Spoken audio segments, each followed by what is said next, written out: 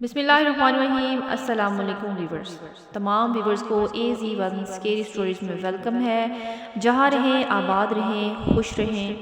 تو ویورز چلتے ہیں آج کے واقعے کی طرف۔ تو یہ واقعہ ایک سچا واقعہ ہے جو کہ مری میں پڑھنے والے ایک بچے کے ساتھ پیش آتا ہے۔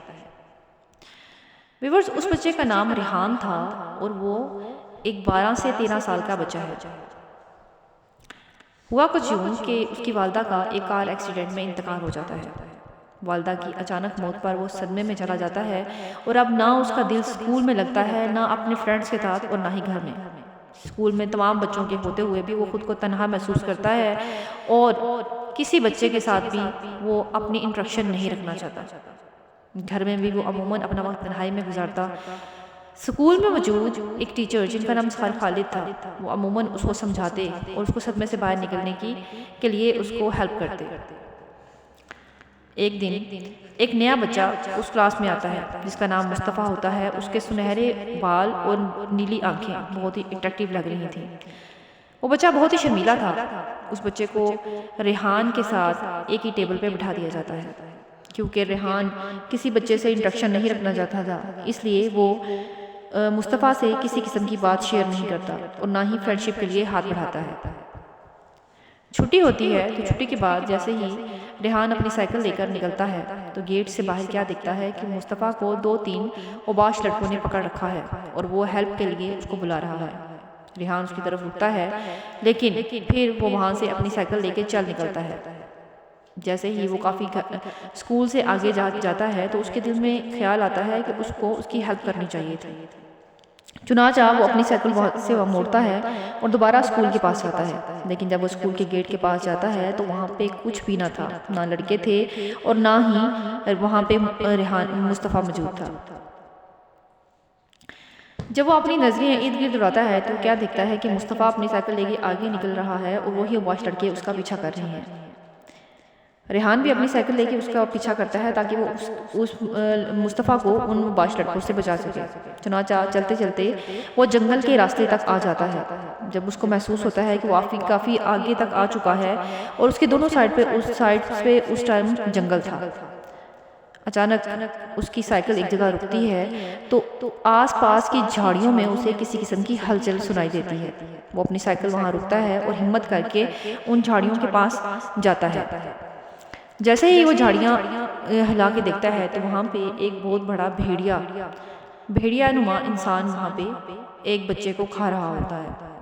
جب وہ غور سے دیکھتا ہے تو یہ اسی بچے کی لاش تھی، یعنی مصطفیٰ کی لاش تھی کہ جس کو وہ بھیڑیا نوچ کر کھا رہا تھا۔ ریحان وہاں سے چپکے سے آہستہ آہستہ الٹے قدموں اپنی سائیکل کے پاس جانے کی کوشش کرتا ہے تاکہ وہ وہاں سے فرار ہو سکے۔ لیکن جیسے ہی اس کا قدم لکڑی کے ایک ٹکڑے پر پڑتا ہے، اس کے شور سے اس بھیڑیا نما درندے کی نظر ریحان پر پڑتی ہے اور پھر وہ ریحان کے اوپر چپڑتا ہے اور اس کو کھانے کے لیے اپنا ایک بڑا منہ کھولتا ہے اور اس کو نوچنا شروع کر دیتا ہے۔ اچانک ایک گاڑی وہاں سے گزرتی ہے اور اس کے ہارن کی آواز سے وہ درندہ اس کو چھوڑ کر جنگل کی طرف بھاگ جاتا ہے۔ ہانپتے کامتے اور لرزتے ہاتھوں سے وہ اپنی سائیکل پہ سوار ہوتا ہے اور جلدی وہاں سے نکل جاتا ہے اور جا کر پولیس کو انفارم کرتا ہے اور گاؤں کے لوگوں کو۔ بہت سے گاؤں کے لوگ اور پولیس جب وہاں پہ آتی ہے تو وہاں پہ کسی درندے کا، کسی خون کا، کسی ایکسیڈنٹ کا وہاں پہ کوئی نام و نشان نہیں ہوتا۔ سب گاؤں والے اس کو سمجھتے ہیں کہ شاید اس نے جھوٹ بولا ہے اور اس کو وہاں سے گھر بھیج دیتے ہیں۔ پھر کچھ یوں ہوا کہ انہی دنوں میں بہت سے بچے اسکول کے غائب ہونا شروع ہو گئے، جن کا کوئی سراغ نہ مل رہا تھا کہ آخر وہ بچے کہاں جا رہے ہیں۔ پولیس کو کسی قسم کا کوئی سراغ نہ مل رہا تھا۔ پھر ایک دن سر خالد نے اس کو اپنے پاس بلایا اور اس کو بولا کہ تم آج میرے گھر چلو، ہو سکتا ہے کہ وہ درندہ جو تمہیں ملا ہے وہ کھانے کے لیے اور تم پر دوبارہ حملہ کرنے کے لیے تمہارے پاس آئے۔ چنانچہ وہ سر خالد کے ساتھ ان کے گھر چلا جاتا ہے۔ جیسے ہی شام ہوتی ہے سر خالد اسے چائے کا ایک کپ دیتے ہیں۔ چائے کا ایک کپ پیتے ہوئے اس کو بے ہوشی کی حالت سے طاری ہو جاتی ہے، لیکن ابھی بھی اس کو ہلکا نظر آ رہا ہوتا ہے۔ اس کو سر خالد اپنے کمرے میں جاتے ہوئے دکھتے ہیں۔ اتنے میں ان کے کمرے میں سے کچھ ٹوٹنے کی آواز آتی ہے۔ وہ اپنی بے ہوشی کی حالت میں ہی ان کے کمرے میں تک جاتا ہے اور ان کے کمرے میں موجود کے دروازے میں موجود ایک سوراخ سے دیکھتا ہے کہ سر خالد اس وقت سر خالد نہ تھے بلکہ وہ ایک بھیڑیا نما انسان بن چکے تھے، اور ان کے لمبے لمبے ناخن اور منہ سے ٹپکتا ہوا خون، اور اچانک وہ زوردار دھکے سے دروازے کو گراتے ہیں اور ریحان پر حملہ کر دیتے ہیں۔ ریحان کے ہاتھ میں سر خالد کا لائٹر آتا ہے تو وہ جلدی سے اس لائٹر کو آن کرتا ہے، اور آگ کو دیکھ کر وہ درندہ پیچھے ہٹ جاتا ہے، اور پھر ریحان اٹھ کر آہستہ آہستہ باقی کمروں کی چیزوں کو آگ لگانا شروع کر دیتا ہے۔ آگ کو دیکھتے ہوئے درندہ بھاگ جاتا ہے، اور اتنے میں پولیس اور گاؤں کے لوگ آ جاتے ہیں۔